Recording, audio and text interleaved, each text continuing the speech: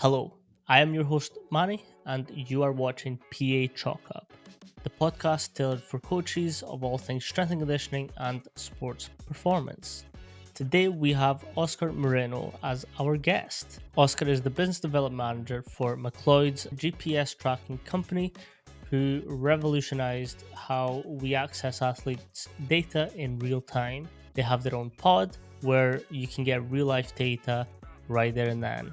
In this episode, Oscar provides us with insight from integrations of speed development, profiling speeds and athletes, as well as spotlighting the potential of GPS tracking in facilitating seamless return to play strategies. Join us every Monday as we drop a new episode with industry leading coaches and professionals within sports performance. Be sure to subscribe on your chosen podcasting platform so you can keep up with our journey and every release that we have. Hi Oscar, how are you doing? Good, man. Good. How you doing? Thanks for having me. Nah, it's all good. Obviously, we spoke a little bit offline. If you just let everyone know who you are and what you do. Yeah, definitely. My name's Oscar Moreno. I am the West Coast Business Development Manager with McLloyds Sport. McLloyds Sport is a GPS sports tech company. Originally a French company. Now we're based out of San Diego, California. So local California guy. Spent the past 7 years in sports performance, speed development, different teams, different clubs, different sports. Majority of the sports I worked with are American football and regular football, which we all know about. And Manny made sure to check me on that one. You had to. I had to. But yeah, just really, got a chance to first use GPS about 5 years back with Les Spellman. And he was kind of the first person to introduce me to GPS and really just decided to take the chance to bring that system into my environment. And it's really just been kind of up from there. Been amazing working with McLloyds Sport and just getting a chance to network and connect with coaches all over the world and get a chance to learn a little bit more about their setting and what they do, and also hope to see if GPS is a good fit with what they're doing at the time. But yeah, little backstory on myself, and once again, thanks for having me. Nah, that's all good. If you just give us like a little insight on how it was that you came about GPS systems and how you now use them compared to like the growing pains through going through it. Yeah. So originally came across GPS. Like I said, saw Les was using GPS. One of my buddies at the time went down and spent a couple weekends with Les, and during his combine prep, working with Brandon Ayuk and a couple of the NFL American football guys. Got a chance to really see how it worked in action with them. At the time, there wasn't too many coaches out there at all that were using GPS on the speed development side. As you know, GPS is something that's used heavily on the team sport side, but not something that was at the time used in a more of a sports performance private sector environment. At the time, me and my buddy had a facility, a gym that we were training out of together, and decided to just bring on the GPS and take a different approach with kind of how we use the system, diving a lot deeper into sprint profiling. The real time feedback was always super great to have with McLloyd, just because when you're running a live training session, you can always give back instant feedback to the athletes as far as how fast they're running, how much distance they're covering, how much high speed running we've done on the day. So a lot of different data points that we look to build off of in a live training session, which I think at the end of the day, the biggest thing is just the driving intent factor with the GPS, and I feel like every time we have the opportunity to put GPS on a new athlete or a new group of kids, you instantly see a different level of drive and a different level of insight and interest that you wouldn't typically get with just It's the say, extra value. yeah, would you say just having an athlete sprint 40 yards with or 40 meters with with no GPS opposed to wearing a GPS, or I guess similar to timing gates or anything else that would give that feedback back to the athlete to where he can say, "Oh, I ran that one fast or ran that one slow." And then we can choose to compare, if you got 10 athletes that all run same age group, same position, what's the difference? Why is one athlete faster? Um, does it have a direct correlation with what they do on the field and how it impacts it there? So we take different approaches once we collect data, but I think it's a great starting point for everyone. If you take us through like what you mean by speed profiles and how it is that you analyze them through the GPS units. Yeah, definitely.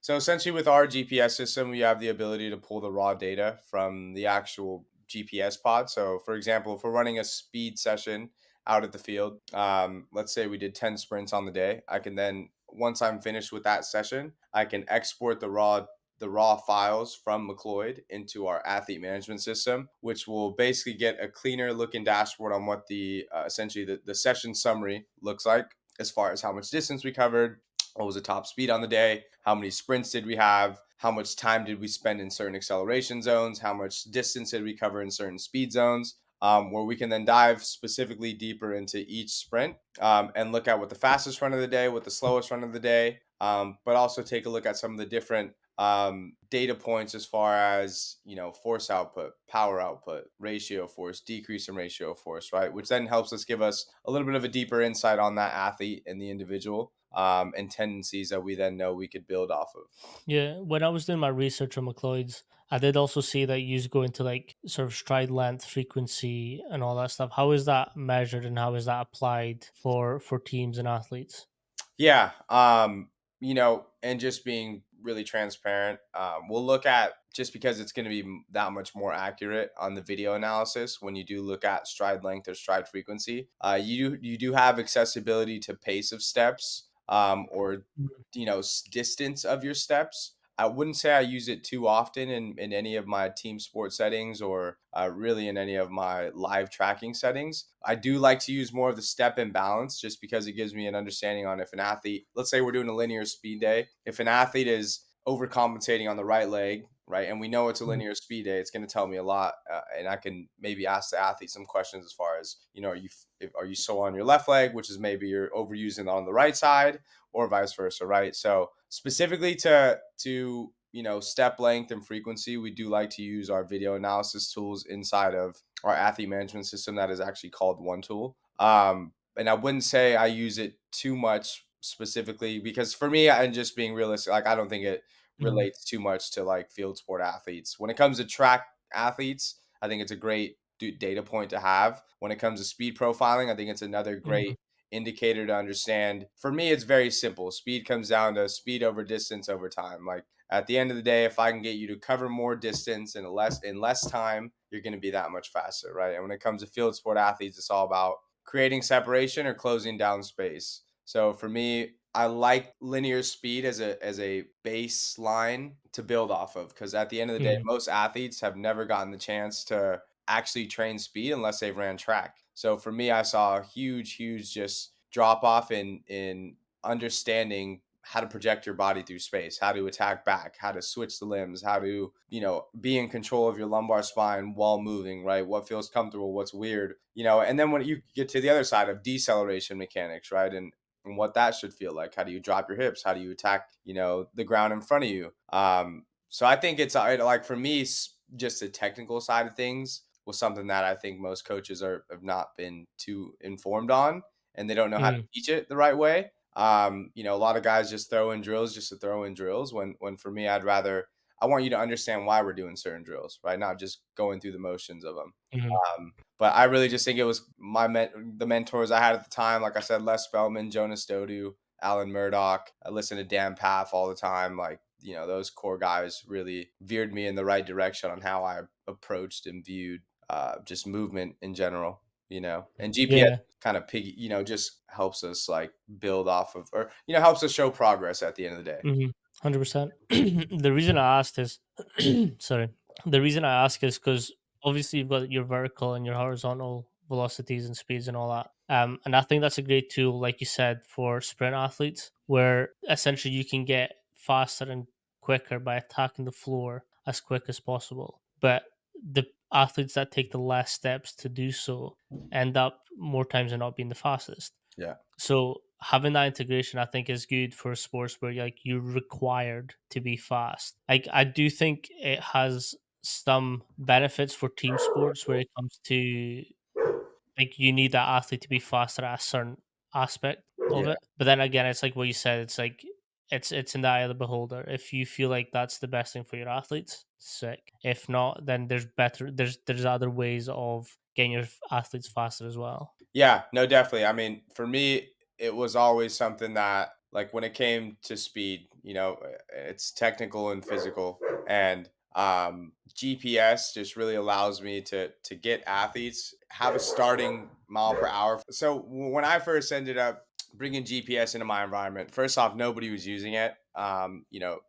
People see GPS and I think they kind of shy away from it because they feel it's a complex and intricate, which it is, system to work around. But I think what I found in my 2 years of working with the company, and us prioritizing private sector coaches, is that every coach found a niche in a way that they Mm, could apply it in their setting, and like I said, kids live off of feedback, off of understanding and seeing progress. And then on the other hand, when you don't see progress, it's also good as a performance coach to just kind of look back at, like, hey, what's not working in my training program? What do I need to make adjustments on? If my focus and priority is speed, well, why are my kids getting slower in season? And there's the other huge factor of the uncontrollables, which as a performance coach are all the everything that the athlete mhm. does when they're not with you.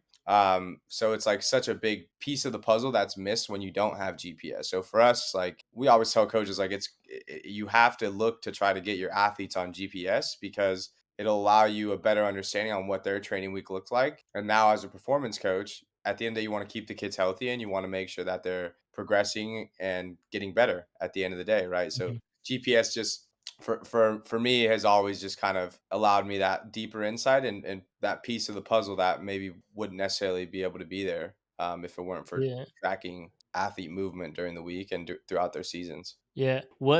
So you've collected the data and you've got like this bank of sort of like their day, their week, their month. What is it that you then go on to do with that information, and how do you sort of improve, or when they need that sort of like deload weeks, how do you manage all that? Yeah, I'll give you a scenario with just one athlete because he's been my most consistent guy since like eighth grade, which is like middle school, and then now he's in high school. He's in his second year of high school. He's a three-sport athlete, meaning he plays American football. Awesome. When the school year starts up, he transitions into basketball, and then he's in baseball, and he's also running track right now. So his workloads are crazy high Like, throughout the year. He almost gets no breaks because he goes right from playoffs and football finishing to the next week starting basketball, and he has no kind of, which is fine. Like, he's a sophomore. For me, you got to be able to just, if that's that time where you just got to be diverse and do everything. That's the kind of coach that I like to always tell my I athletes agree. to be like, I agree. to do everything. You can't just be a baseball guy and just throw all the time, or a American football guy and just do that. Like, you have to be diverse. But anyways, with him in football season, and I'll just give you an easy scenario. Like, we were able to get him on GPS Monday through Friday, from practice Monday through Thursday to game day on Friday. The first couple weeks, I didn't make too many adjustments in what we were looking at. But I did notice that he was never hitting top speed in practice or in games, like Mm, rarely. Within the first like 4 to 6 weeks of just preseason, and then transitioning into season. So for him, it was hard because I know that he needed to have that speed dosage every single week, right? 90-95%, whatever coaches like to use. But I also didn't want to take him out. We train at 6:30 in the morning before school. Sometimes it's cold. Sometimes it's not the best environment to have an athlete. We're not out at the field. Maybe we're on cement. So it's hard to get him to get up to top speed on those days. So understanding that he didn't hit top speed in practices or in games, seeing the data on that, I was able to just, ask him. He asked his coaches to get on special teams on a couple of days where he just got a chance to open up and hit his top speed day for his top speed runs for the week. And that's when he was typically getting all of his high speed running in, so for mm, us, it was important. He played a certain position. He was a two-way guy. So his loads were super high already on Friday game days, and usually Tuesdays were his most freshest day of the week. So that's when he would get on special teams, even though he wasn't typically a special teams guy on the defensive side. And he would just open up and get about 5-6 reps, which typically averaged out to around 400 to 500 yards of high speed running. And that's how we were able to kind of build off that. Certain weeks where we did see him get it in games, we were able to make adjustments, and then he didn't have to hop in on those Tuesdays, special team days. When it comes to, like I said, the uncontrollable, right? It's hard to take a kid out of his training environment or ask him to do less or ask him to do more, especially as an underclassman. But just simply collecting the data and having an understanding on my side of what's expected and what's seen in a football game from a two-way guy who gets 60 to 70 snaps a game was very insightful. mm. because then we had on the other side of the spectrum, you had guys that were, I had another guy who's a third down guy coming off the bench who only averaged around 10 to 25 snaps a game. So for him was like during the week, we got after it, because we knew that he wasn't getting certain loads. He wasn't seeing the same loads as the other athletes, right? So we were able to take different approaches. I would essentially cut down reps and sets for, those guys that were enduring heavier loads. We would still hammer in some acceleration days and some, more top end speed days, but for the athletes that I knew were seeing a higher load during the week, we would definitely taper off. And the guys that I knew weren't seeing that, we would definitely ramp it up and get after it a little bit more. So I think it was just an awareness key. The kids were definitely coming back like, hey, coach, what did I do on Friday? Like I had a big kick return or I had a big punt return. Like how fast did I run? He was engaged with Okay. it. He's like, dude, I got smacked up on one of these plays. Like, how big of a collision was that one? So they always come back. And that was like American football. I did get a chance. St. Mary's soccer, I do work closely with on the women's side, where I do get a chance to control more of the training environment.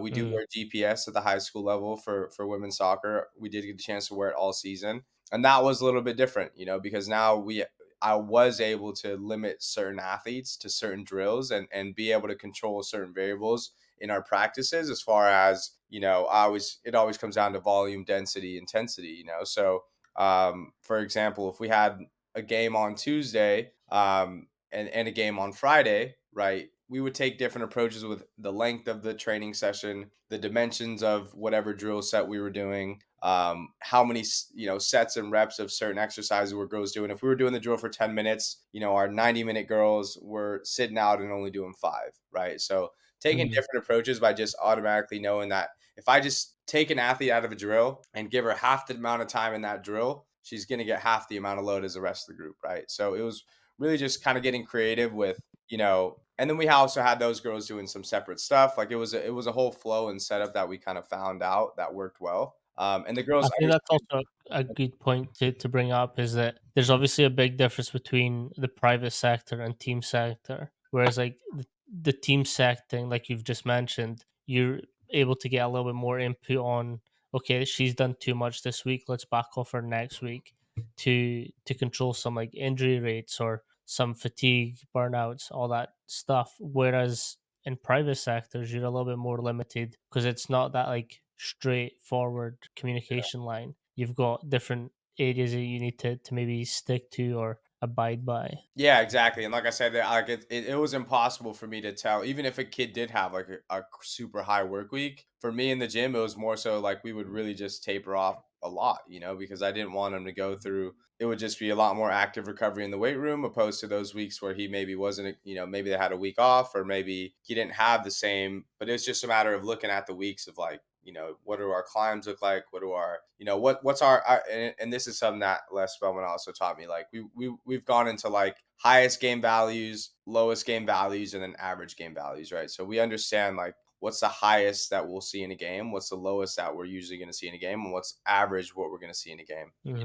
And once you kind of understand those three numbers, it's very easy to build backwards from there to understand training environment, right? Everyone likes to talk about game speed and training fast and practicing Mhm. fast, but if you don't have an idea on what actual game speed looks like, it's very, very hard to substitute your practices and make them that much more relatable to the actual, demands of the game. So Yeah. demands of the game, demands of the specific sport, demands of the position is a big thing, because what a lineman does is different, and like what a lineman does is way different than what a linebacker does, and what a linebacker does is a lot different than what a cornerback does, and first a quarterback, running back, wide receiver, all that stuff, right? So So with the different player profiles, like you were mentioning, like a cornerback will do different to O linemen, or defensive linemen will do different to quarterbacks. yep. How is it that you sort of adapt these training loads and distances and impacts compared to your sort of more like private sector where you're not as directly impacting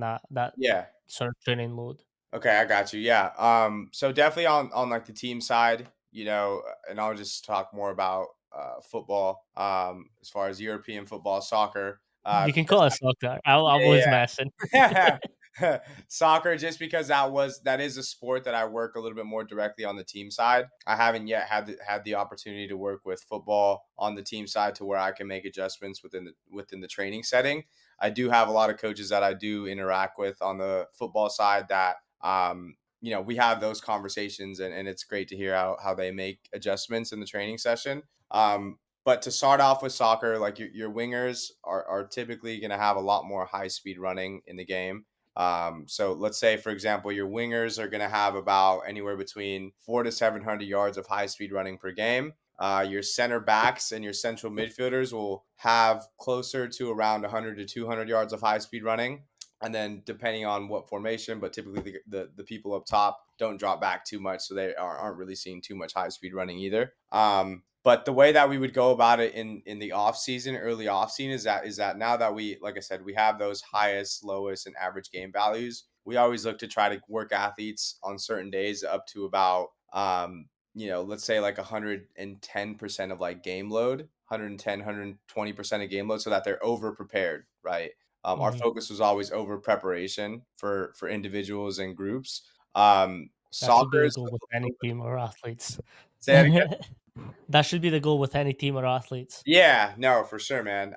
For soccer, it's a little bit different because, like I said, I'd rather have every athlete be a little bit more over prepared than under prepared when it Hmm. comes to just conditioning. But the way that we would approach conditioning is like when we look at soccer, we have like typically your sprint distance is going to be anywhere between 15 to 20 yards max average, right? Obviously, you're going to have those long runs that happen from time to time, but the typically it's around 15 to 20 yards and about 1 to 2 seconds of actual sprint distance and time spent in those sprint zones. So we would make sure when it comes to like conditioning that we would have most of our sprints at about 15 to 20 to 25 yards. And same thing, 2 second, 3 second sprints, light rest in between, keeping the tempo super high that it would match game speed. As far as specifically like with certain positions, like we would really make sure that our wingers, we were overstimulating them and overexposing them Hmm. to a lot more high speed running. So there'd be days where we would work them up to around 15 to 16 to 2,000 yards of high speed running on the week because we know that they would be seeing that in games plus a little bit more, right? A lot more change of directions and accelerations, decels in the middle. So we would typically have some of those central midfielders that we would, same thing, overexpose them to certain drills. And a lot of times with soccer, you want to make sure you're on the ball. So it really just comes down to time of drills, dimension of drills, and how we would kind of manipulate those settings. So for example, if we're doing maybe like a 4v4 in the middle, we would make sure that we put certain position players in that sent in that kind of in that box, and then we had our wingers Yeah. on the outside that would make runs because that's just how we would get them that exposure to more high speed running. Now when it comes down to football, it is a little bit different because obviously you get into like individuals because you worked in football, right? So Yeah. you kind of see the practice breakdown. Like you start off with like maybe a team kind of base warm up, and then you get into your like you split up into your positional specific like drills that you do on the day, and you get with your coaches there, and then you go through some stuff there, and then probably come together and do some more team based tempo stuff on there as well too. But from a lot of the coaches that we work with GPS, and like for them it's really just like they set certain markers that they want to see on the day and they hope to hit them. The cool thing with our system is it is live, right? So if like we have, Hmm. let's say we put our cornerbacks in a group, and we will say we're going to expose them to 500 yards of high speed running on this day. You can see within the live training session if you guys have gotten to that number, if you guys are under it, if you guys are over it, right? So it's very easy to say, hey, we hit our marker for the day, we're done. But when it comes to obviously like your linemen and your bigs guys, it's all about short acceleration, first step drop back, or first 2 steps attacking forward. But for the most part, like I said, it's an awareness thing, and I think at the end of the day, it really just comes down to the coaching staff coming together and being able to all be understanding of what's expected in the training session, and now being able to approach practice in a way of like, hey, look, this is what we're going to try to do today on the external load side of things. This is how much volume we're going to do. This is what kind of tempo we're going to look for in this specific drill set, and then just kind of being able to bank on understanding what certain scenarios give you when it comes to the load that we get from certain drills. Yeah. With sort of post games, if you've got your maxes, mins, averages, what what would be your protocol for sort of people who didn't play as long as they could have, or maybe they didn't get on for some reason? Do you do any type of sort of catch up work? Yeah, yeah. I mean, at the end of our games, the girls that didn't like first thing is like warm up time. So like even as the girls are playing, like all the girls that are on the sidelines, they're actively moving. Like they're rarely sitting down, because we still have them.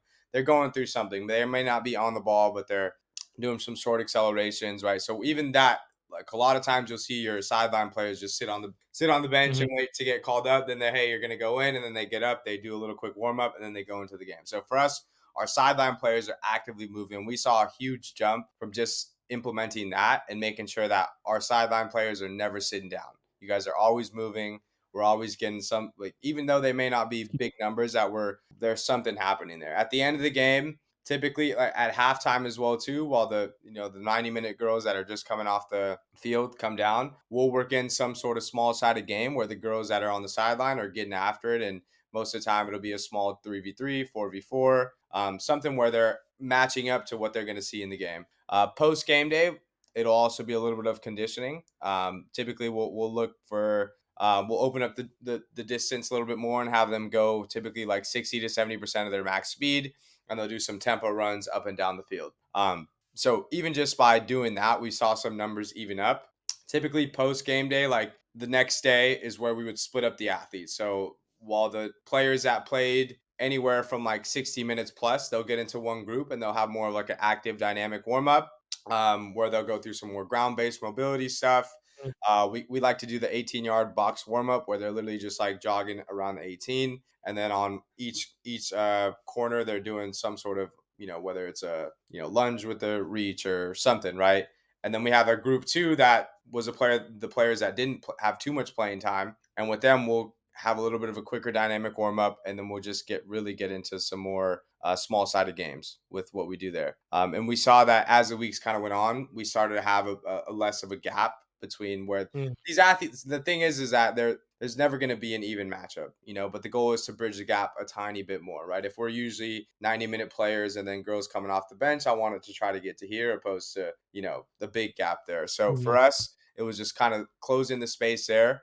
It worked out really well because, we had a 90-minute player that ended up getting injured about halfway through the season, and we needed a bench player that, was not used to seeing 80 minutes in a soccer game, all of a sudden need to match up with that and be ready for it. So by having her prepare and train a certain way, she was ready to hop in and see 80 minutes and, not go through any injury or anything like that. But Yeah, that's what I was wanting to ask next is how did you see that impact performance for players who didn't get on as often? That makes yeah, sense. yeah, no, I mean, like even just year one for me was always ability. Or this was year two, so it was a lot easier because the girls were on board. They knew why they were wearing GPS. We had the logistics in place as far as who was watching GPS, where would you pick up your GPS, where would you drop your GPS off. Like that's a big side of things that doesn't get touched up on as far as like logistically what makes sense. Yeah. And the only reason it made sense in this training is because like I was working with the GPS units full time, and it was easy for me to just do it because it was very insightful and helpful. But in other training environments, especially at the high school level, you have maybe one S&C coach that covers 15 different team sports, and ask them to add in GPS sometimes isn't realistic. But I think there's always time for when, for us, it's all about injury prevention. It's all about player awareness. It's all about development. We seeing the girls that started off freshman year at 15 miles an hour and now are touching up to 17, 18. Like it's great to see that everyone is getting faster, and we have the proof in the pudding at the end of the day, Mhm. right? We also had a girl like, just for example, potentiation activation in the warm up is such a big thing with soccer. A lot of times you run through this little 50%, excuse my language, half assed warm up, and then all of a sudden get into full game speed. And like, we're not ready for that. So understanding how we can approach that 5 to 10, 15-minute warm up period in a lot more of a specific way, as far as like making sure we're actually getting our heart rate up to the heart rate, like to where we need to be at. Same thing with like how fast we run in the warm up. We saw a lot of times like warm up girls are running 10, 8, 9, 10 miles an hour, and then all of a sudden go start the game, and their first sprint of the day is like 17, 18, right? Like that's a big jump. So making sure that we're prepping and warming up the right way, it was always super big. And then being able to look back at any injuries that happen is to just see what was the difference, right? Did this athlete get exposed to more high speed running than other athletes? Like, you can always find a lot in the training data, Mhm. working backwards from injuries, and then especially during return to play, getting them back to their respective loads and intensities that they're used to seeing, and not throwing them in the fire when they're not ready for that. Yeah, can you talk a little bit more, like expand on that a little bit with sort of returning to play and how that then matches up with catching up their conditioning and speed and loads to match up to what they were doing before? Yeah, yeah, definitely. One of the things that I've seen, and at the end of the injuries happen from overexposure or underexposure, right? It's pretty simple. And when you have an athlete that, let's say, she pulled her hamstring, week one, and then she goes and sees a PT and does all her whatever stuff with the PT, and then she gets cleared by the PT to get put right back into sport, and then all of a sudden she's back training with the group.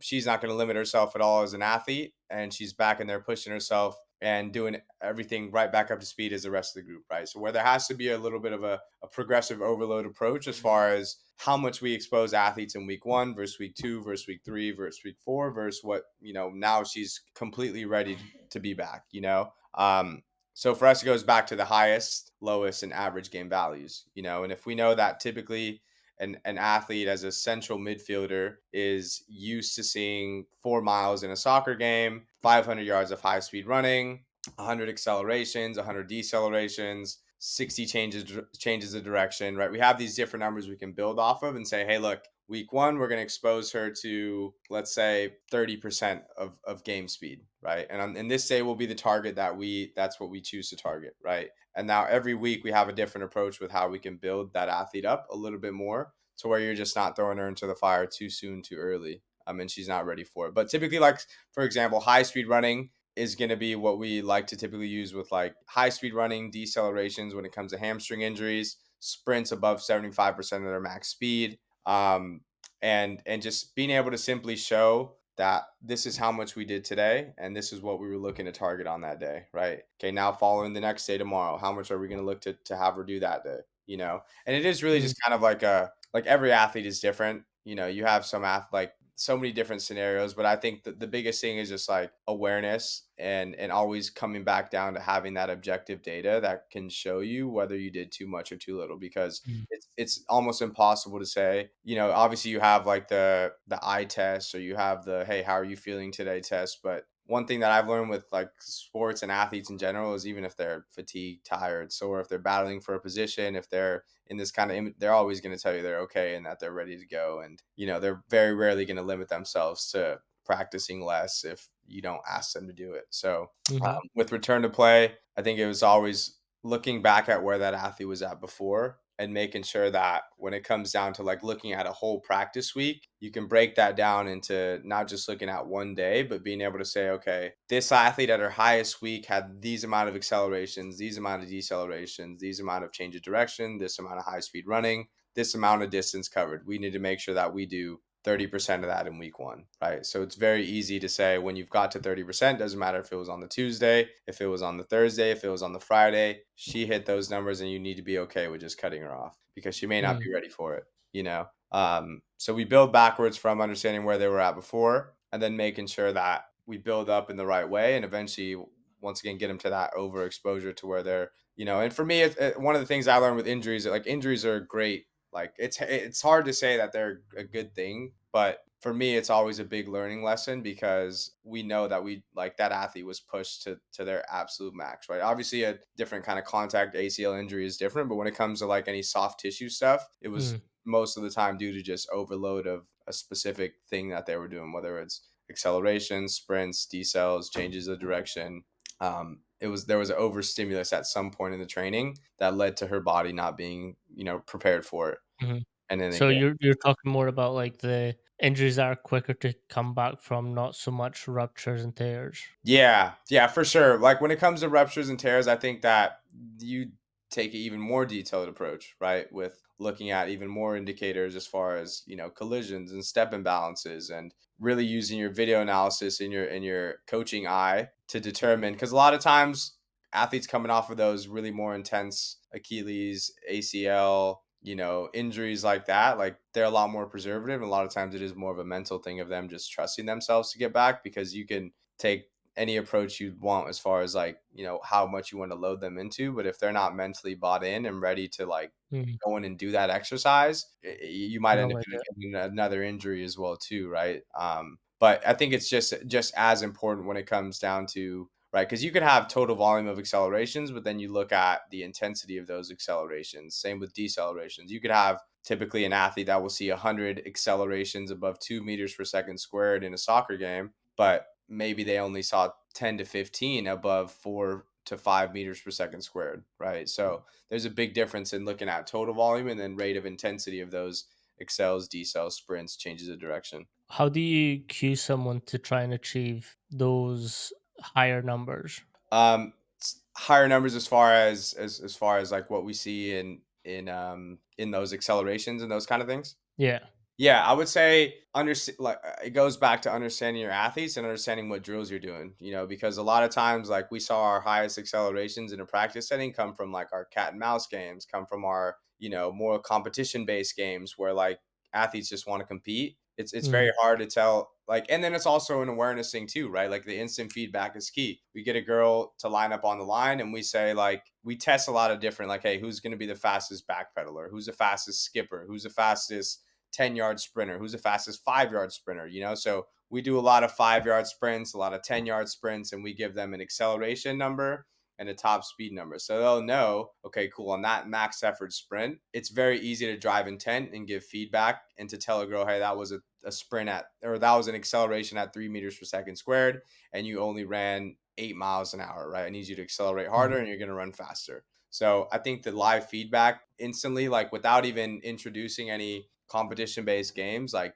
nobody wants to be the slowest on the pitch or on the field. And when when the girls know what days we look to achieve certain speeds, like we've got in a really good workflow where like I don't even need to be by the computer or by the GPS pods. The girls know that they're going to pick up their vest, pick up their pods. They have 2 to 3 sprints to run, their top speed on the day, and they're going to go back to the computer, look at what speed they hit, write it down into their little notebook for the week. But it's just mm. creating that culture of Yeah, like, feedback. We're tracking progress. We're tracking where we're at every single week. And you just create that buy-in out the gate, because it's work. Don't get me wrong. yeah, I think the majority of the reason why people don't get into this stuff is just because it is another big workload that gets added onto your plate. But there's far more benefits in just in having that level of insight that allows you to take training sessions with a different approach. Because a lot of times I work with a soccer club, and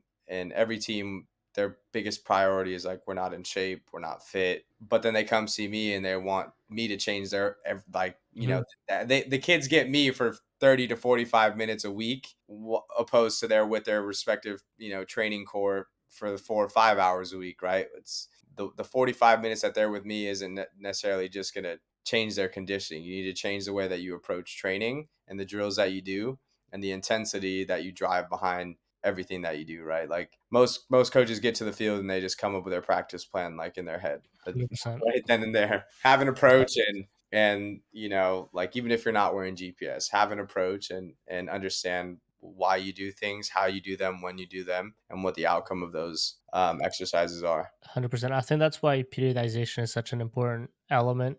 Research sometimes says that it's bollocks, but I will always stick to periodization in a form that makes sense to their highest competition games. I think having them fresher for those games is always a benefit in my perspective. So like I really like undulating type periodization programs because you can sort of tailor it to whatever's coming up. Like you can run some of your high end speed stuff during like easier games because like you can probably get away with it. Yeah, But one aspect that I really wanted to get into is breaking speeds and forces and how that can mitigate injuries. I don't like injury prevention because you can't prevent any injuries. for You sure. can mitigate the impact that they have. That's our job.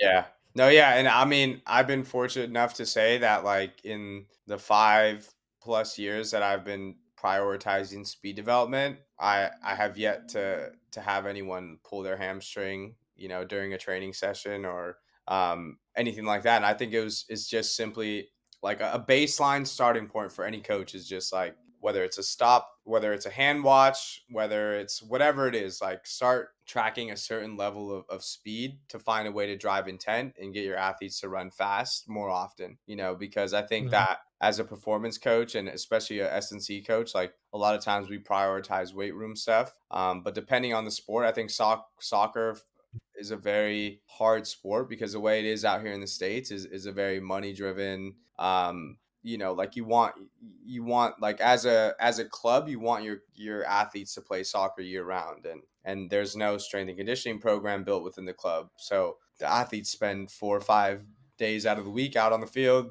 They play 2 to 3 games on the weekends, and they haven't ran top speed once, but their Mhm. loads and their volumes are crazy high, like their adductors and their groins are always hurting because all they do is kick the ball all the time. And the last thing a coach wants to do is have them play less soccer and get into the weight room. Like coaches hate to hear when they ask me like, "Hey, my kid's dealing with, a growing injury," and like, "Okay, well, did he practice today?" "Yeah." "Well, why?" "Well, he said he would just use his left foot." "Oh, well, okay, why don't you get why don't you get him into the weight room?" "Oh, well, there's no time. He doesn't like to go to the gym." I mean, there's only so much that you can do, but Mhm. yeah, I think that when it comes to just like I think every sport is different. I think the culture around every sport has definitely been built up to be something that it's not. Like even with baseball, we train speed when baseball isn't typically a sport that you would look to train speed at.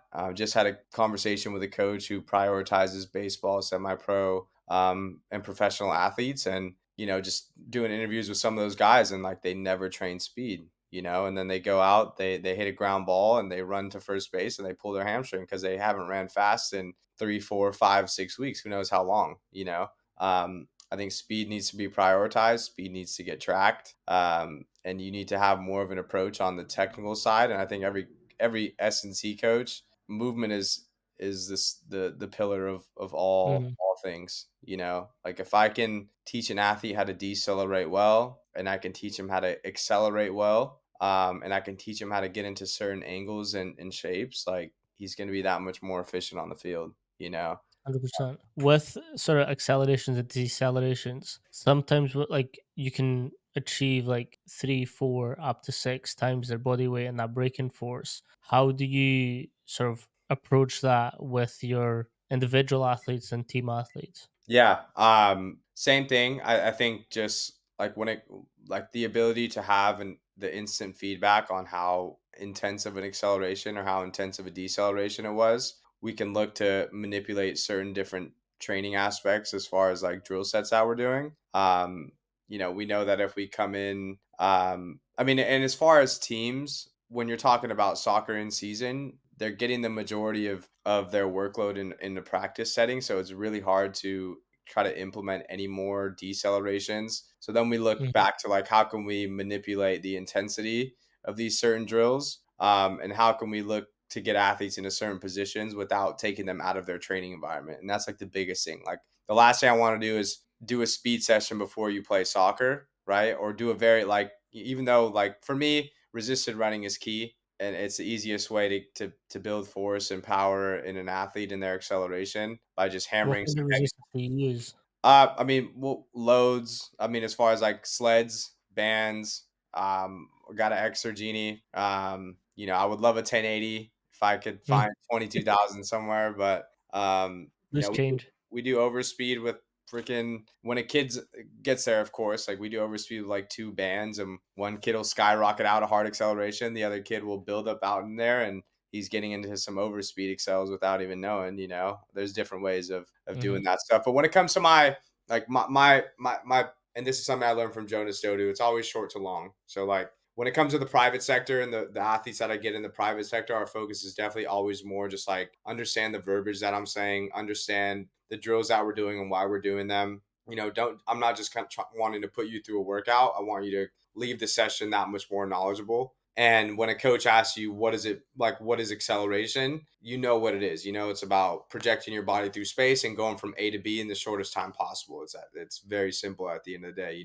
But when it comes to like your first step, right? If I can get you to understand how to project your body well in your zero step, how to get a nice good push, you're going to be able to apply that laterally, linear, right, Hmm. or in and out of cuts. So for me, it's always understanding the baseline of like linear acceleration, transition, top speed, deceleration, right, and then change of direction and angles. And we spend a lot of time there. So and that's the good thing that's why I love like one-on-one trainings and smaller group sessions in that setting, because I get an opportunity to really just dive deeper into that specific individual and how he moves, right? I think rhythm is a big thing that gets missed, and like kids don't have a 100%. concept and basis of like rhythm and understanding their body and how they move together. When it comes to team sports, it is a little bit more of like, in the off season, there's certain time periods where we can't be on the ball stuff. So we will get after it and we'll teach the concepts, but I can't get too strung up on like whether everyone grasps it or not,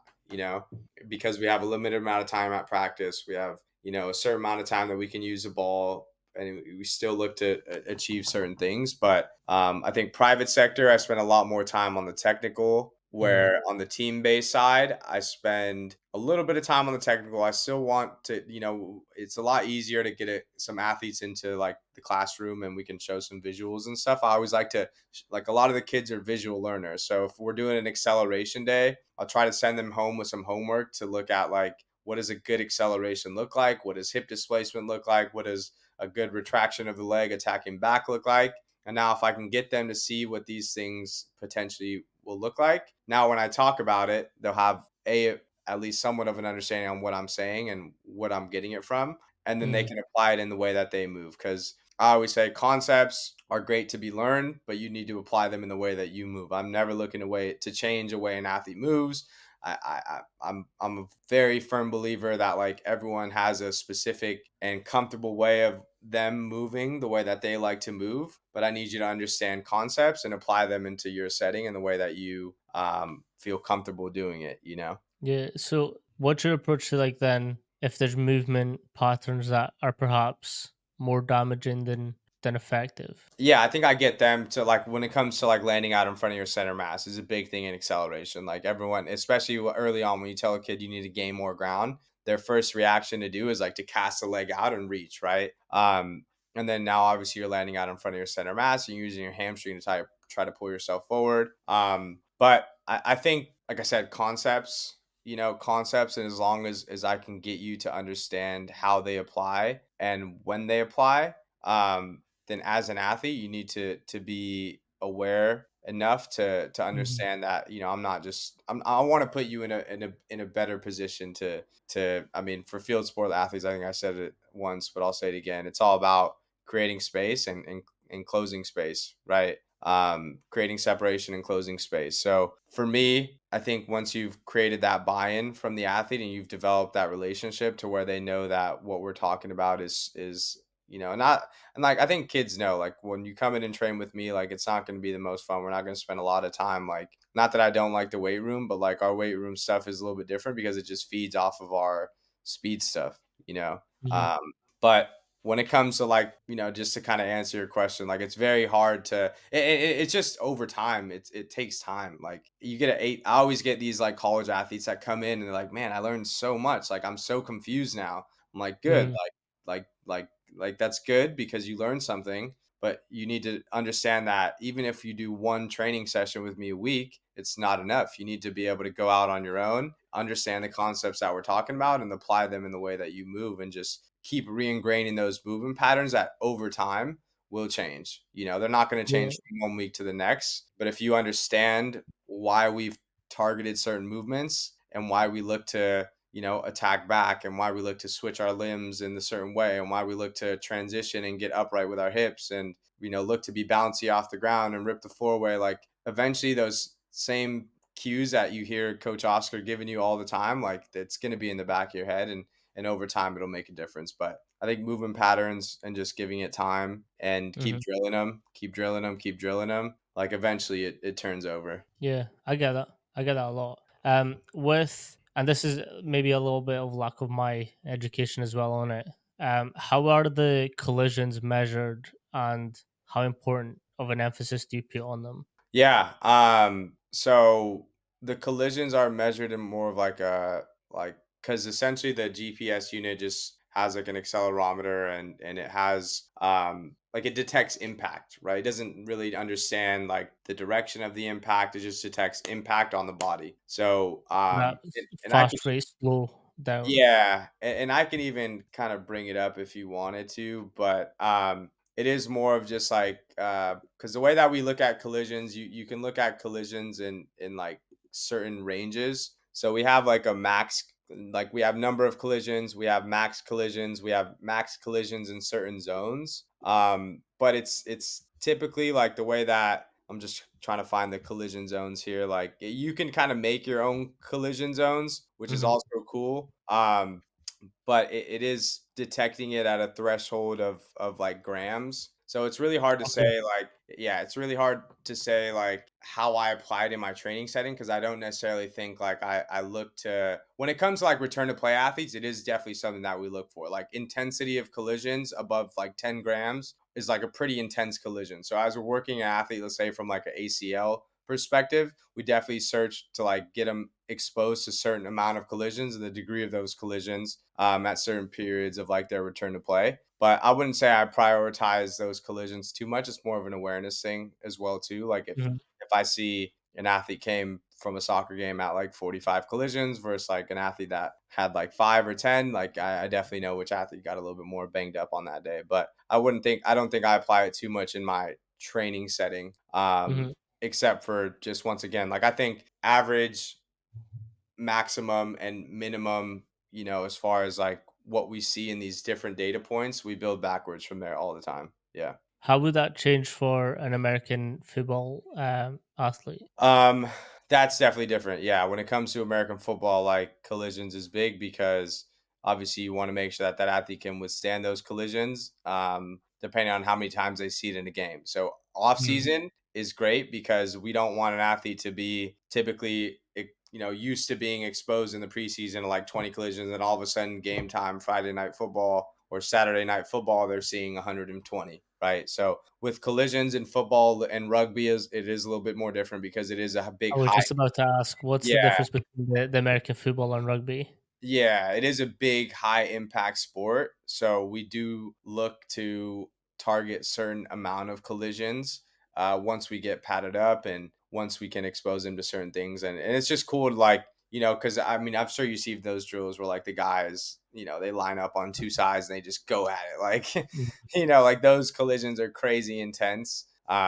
But at least you have an understanding on what a collision like that looks like, right? And how it had an impact on the athlete. So with American 100%. football and rugby, we definitely do look for exposure of collisions a certain amount at certain times in the early off season. Yeah, I've been asked a lot on the difference between rugby and American football. I'm originally a rugby player, Oh yeah, so I've got a little bit of like an insight onto how the differences play out. And I always say that it comes down to the velocity and force of the impact. for sure. So American football players, they're a lot faster, a lot beefier, and the the rates at which they achieve their speeds to the collisions is high force, high impact collisions. Like you're smashing into Every someone, time. like just straight body boom. Whereas rugby, you've got there's still high impact in there. Like there's still a lot. Like I've had like numb shoulders from just tackling because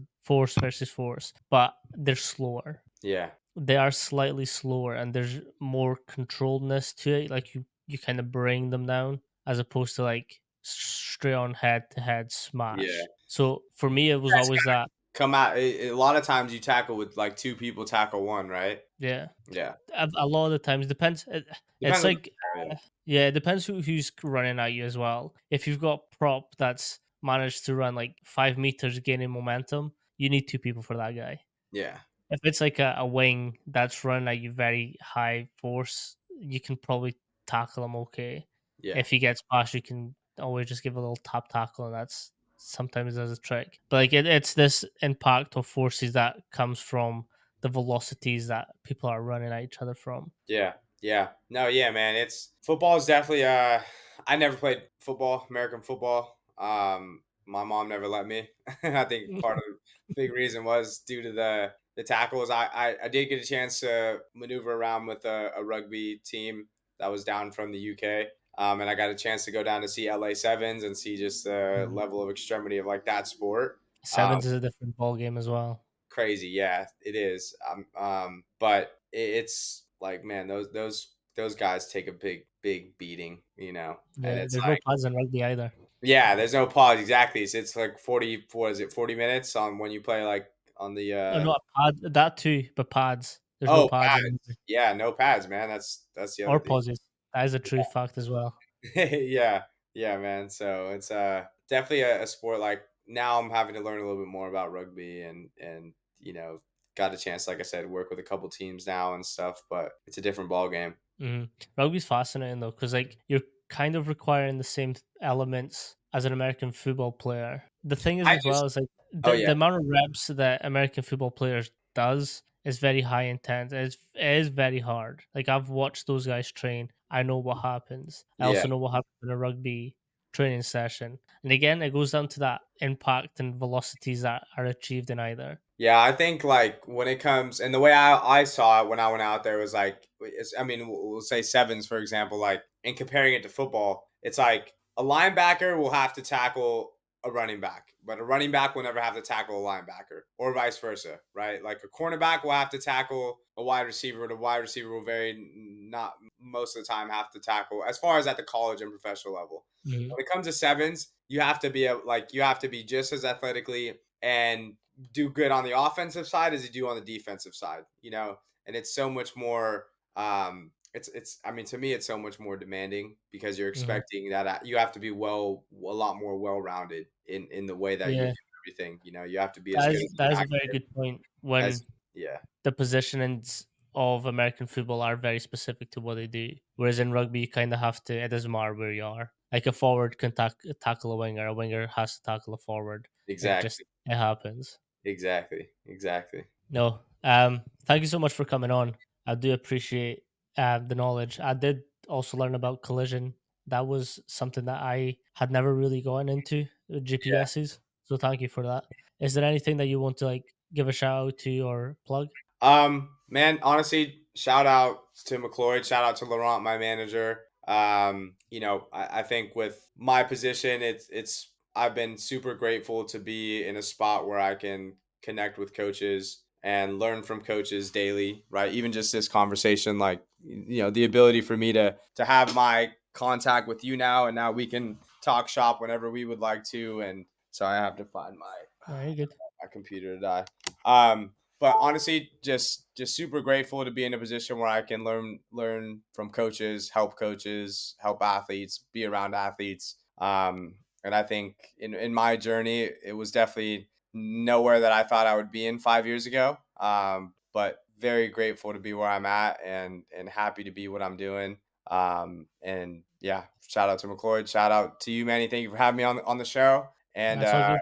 hopefully we can do a part two sometime soon. Well, that's I was going to bring that up, but before I do also want to give your Instagram a little shout out because you do actually have quite good content, and it's tailored to some really good learning resources that I've looked through and that I learned a lot from as well. So I think reaching out to you on that would be a good thing too. The second part to what that statement would be, I do want a second episode because we previously spoke about the more bike and other type of sports that you've sort of done, and I found that very fascinating. So I'd love Yeah, to get into that too. yeah, we'll see. I'm on a journey to see who the fastest athlete in every sport is. So please do follow along, man. Thank you for all the listeners. Thanks for having me, and we'll definitely have a part two. Appreciate you.